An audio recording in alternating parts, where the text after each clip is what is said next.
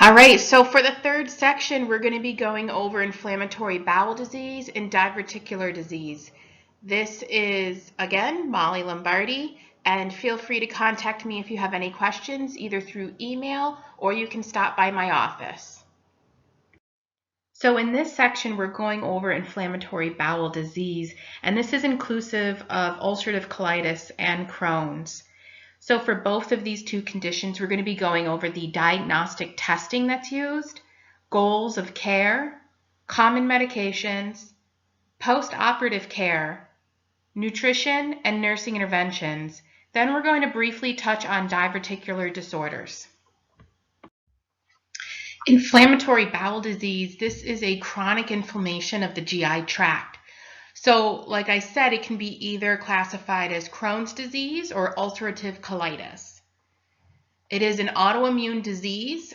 So what I mean by this is a person has an immune reaction to their own GI tract. Also, there are some environmental factors that may be a causative or further exacerbation of the reaction. They are diet, hygiene, stress, smoking, and the use of NSAIDs, as well as some genetic links. Typically, clients go through remission and exacerbations, and for the most part, there's no cure. The onset typically occurs in the teen to early adult years, and there's an incidence with C. difficile increasing too. So what we have here on the slide is a compare between the two. What I have in red is more of the hallmark of each condition to help you differentiate between the two. So ulcerative colitis on the left, this occurs in the colon and rectum, where on the right, Crohn's disease can occur anywhere between the mouth to the anus, but it most commonly occurs in the small bowel where absorption is a problem. With ulcerative colitis, it involves the mucosal layer only, and Crohn's involves all layers of the bowel. So there's a risk for peritonitis, which is the infection in the peritoneum or the lining of the abdominal organs. Also the presence of fistulas. These clients will often come in with UTI as a result of this. There's also strictures, abscesses, and perforation, which of course leads to how peritonitis occurs. You see the bloody stools for ulcerative colitis. This is most common here, but it can also sometimes occur in Crohn's disease, but it's not as common. In Crohn's disease, there's more of a malabsorption issue because remember, it takes place in the small bowel. So you have more of a weight loss problem. Not to say that those with ulcerative colitis don't lose weight, it's just not as common. You can also see that on the ulcerative colitis, I technically wrote that there's a cure with a colectomy. This is when they actually remove that section of the colon that's affected. It doesn't mean that the rest of the colon can't have an inflammation later or a problem, but that's considered their treatment, and it's as close to a cure as they're going to get. So let's talk a bit about diagnostics. The first thing you need is a good health history to rule out other diseases that could be causing symptoms. So we would typically first get a CBC or a complete blood count, and this would identify if there's blood loss and if there's any iron deficiency anemia. We would want to look at a WBC or white blood cell count, and this would give information about any inflammation or perforation, or even megacolon, which is permanent dilation of the bowel. So it's very large in size. In addition, we would collect sodium, potassium, chloride, bicarb, and magnesium. These would all be monitored and would give us an indication if the client is dehydrated or has electrolyte loss. This would also let us know whether or not the client could be a candidate for parenteral nutrition. Then the low albumin levels, this could be a sign of, again, poor nutrition. We would look at stool cultures for either infection or stool for occult blood in terms of bleeding. A barium enema or a small bowel series could be done, and this would give information about the structure and function within the bowels, as well as an abdominal ultrasound. A CT or MRI could, again, look at the structure and function. And then a colonoscopy with biopsies can be done, and this would usually confirm a diagnosis. I put some goals of care on this slide. So the collaborative on the left and the nursing on the right. So collaborative is all healthcare providers, nursing staff, social workers, physicians, physician's assistants, nurse practitioners, nutritionists, all of us together. So you can see that collaboratively, we want to rest the bowels for the patient, control the inflammation, usually through medications, combat infection, again through medications, correct malnutrition. So this is usually done in severe cases with the parenteral nutrition until they can start to eat through the GI tract again. Alleviate stress, so that could be the case management and social workers who would focus in on that. Provide symptomatic relief. Improve quality of life. So collectively, as a group of healthcare providers, we're going to do this with these goals in mind. And then in terms of just nursing, we want to help the client decrease the occurrence of acute exacerbations with few and far in between as the goal. We want to help them by maintaining fluid and electrolyte balance and manage pain. So teaching to adhere to these medical regimes is a main focus for nursing. We're also going to be teaching about proper nutrition, again, all with the goal in mind of improving that quality of life for the client. Some nursing diagnoses that would apply here are diarrhea, imbalanced nutrition, and ineffective coping. Let's look at the first two medications from your objectives page. They both fit pretty nicely in the section of bowel disorders, so that's why I've included them here. Metronidazole or Flagyl. So metronidazole is the generic name which is used in the NCLEX. I gave you the brand name Flagyl here, so that way you usually see this in clinical settings and it might be a little bit more familiar, but make sure you know the generic name as you know by now. So the class is an antimicrobial or an antibiotic. The action, it works to prevent or treat infections. Adverse reactions or side effects, these are usually the most serious ones are in red or bolded in your Davis drug guide. Those are the ones you really want to make sure you're watching for. And they include seizures, headaches, abdominal pain, nausea, and something called Stevens-Johnson syndrome, which it manifests as a bright red rash all over the body, and it looks similar to a sunburn. Nursing implications. So this is what is important for a nurse to do when administering this certain medication. And this includes obtaining cultures prior to starting the medication, which is true for any antibiotic therapy. Also, because of the risk for seizures, you want to monitor the neurological status. You want to monitor for the rash, the Stevens-Johnson's rash. Monitor intake and output, and also daily weights.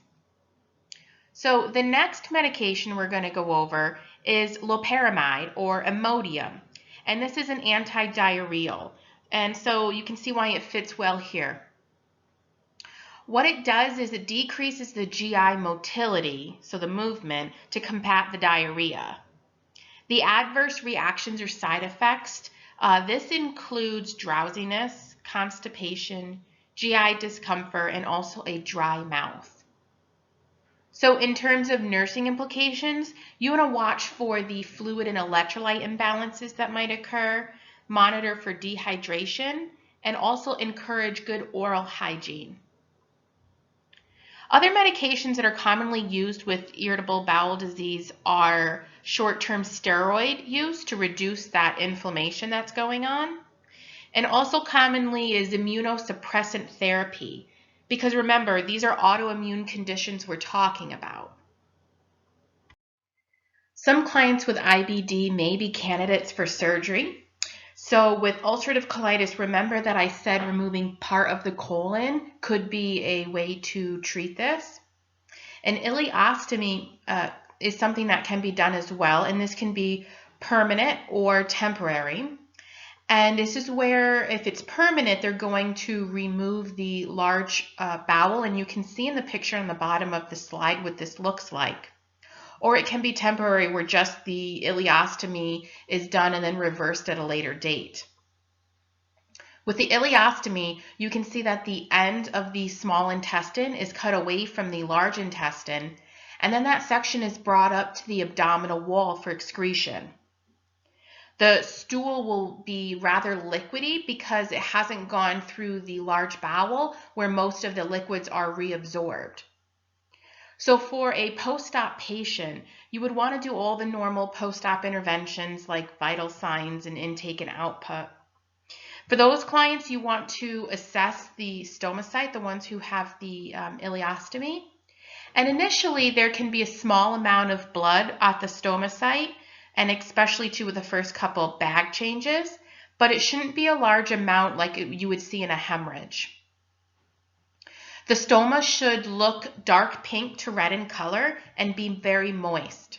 If you have a pale color stoma, that's concerns for blood loss. Perhaps they're not getting adequate blood supply to the stoma site. The skin around the site will initially be tender, but after a few days, it should be a healthy pink color and not tender at all.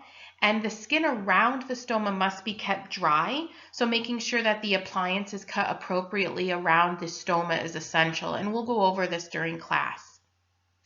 You want to assess for dehydration after surgery, so they're going to require more fluid intake now because remember, we've stopped the large intestine from doing its job and absorbing that extra fluid. You also want to monitor post-operatively for a bowel obstruction. Anytime the bowels are manipulated, it can cause something called an ileus, where it temporarily stops functioning or moving. So you want to be on the lookout for that. Some clients might come back up with an NG tube to suction, so that's going to require care and irrigation typically. You also want to monitor the perianal skin, and it's because it's common for incontinence of mucus to occur shortly after surgery. And finally, you want to assess your clients for concerns of body image. You can see the picture in the upper right-hand corner where body image doesn't appear to be an issue for this client, but it is for most of them. So you want to address that and look at the nursing diagnoses for body image, which should be on your objective page as well. Good nutrition is important for these clients. It will reduce the occurrence of exacerbations and hopefully prevent them. It will correct any malnutrition that was occurring, prevent weight loss, replace fluid and electrolyte imbalances, so we want to keep them hydrated. We want to teach clients about a balanced, healthy diet and making sure they're getting sufficient calories, proteins, and nutrients. We often think about using the My Plate system to help the clients choose the right foods for them. You can go to choosemyplate.gov to find materials that you can print out and give to your clients in practice. During exacerbations, we see clients receiving enteral feedings usually, not parenteral. And the reason for this is that there could be an overgrowth of bacteria that can occur if they're not receiving nutrition through the GI tract. You want to help clients advance as tolerated with their diet and encourage the food diary to be used to help eliminate the problem foods. Nursing interventions, I have divided it up into the acute and chronic. So with the acute phase, we want to monitor the client's hemodynamic stability. What I mean by this is their blood volume, their balance of vital signs, and any evidence of bleeding or not bleeding. Managing their pain, including fluid and electrolyte balance. You want to make sure there's good nutritional support. You can assist with hygiene and sitz baths to alleviate any discomfort there. You also want to promote rest and sleep because that's going to help them heal. For the chronic phase, we're thinking long term, so we want to assist them with managing stress and coping. They may benefit from some counseling. And we want to help them with independence and autonomy in care. This again goes back to a bit of the body image as well. We will want to know that care, so we're going to know that care was effective if they have a decrease in the number of stools in the long-term sense, and also if they can maintain normal body weight, if they're free from pain and discomfort, or at least able to do their ADLs independently, and if they can demonstrate effective coping strategies. We see our elderly couple here again on the slide. So this means we want to think about what is specific here to the geriatric population in terms of the inflammatory bowel disease. So with the elderly, they have an increased amount of hospitalizations and as well as adverse events and an increased rate of mortality with inflammatory bowel disease. One of the reasons is they have less of a biological reserve. So what I mean is that they are at more risk for infection and have less of an ability to fight off things. And this is normal with aging. They also have a diminished renal and cardiac function, and so that puts them at a greater risk for dehydration and volume depletion from diarrhea. They may also have fecal urgency, which can result in incontinence if their mobility is impaired, which it often is the case with the elderly. Finally, here's a brief slide on diverticular disorders. So first, it's important to understand the terminology. Diverticula are outpouchings of mucosa in the colon, which you can see on the image on your slide.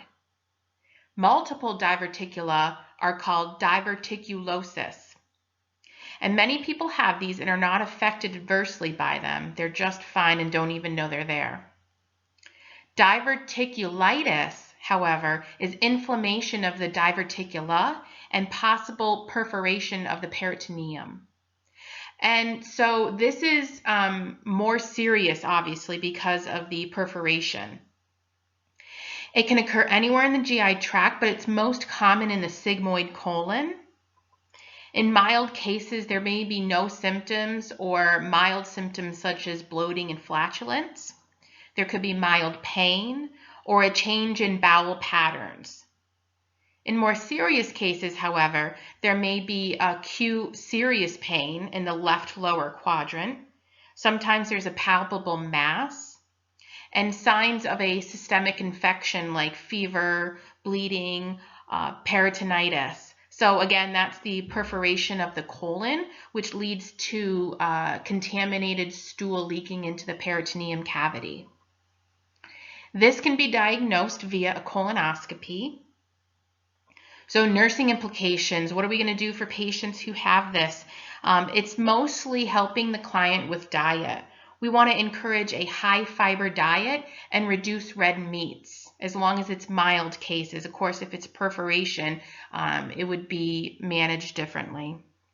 We also want to have an aim of reducing weight loss, which will help reduce the symptoms typically. For acute phase, there's typically an order for bowel rest because the colon needs to rest, so they will also be NPO with IV fluids for hydration and possibly antibiotics if the peritoneum is believed to be infected. We will monitor for an abscess, bleeding, and again, the peritonitis we want to monitor for. So this concludes this voiceover. Please join me for the last one on peptic ulcer disease.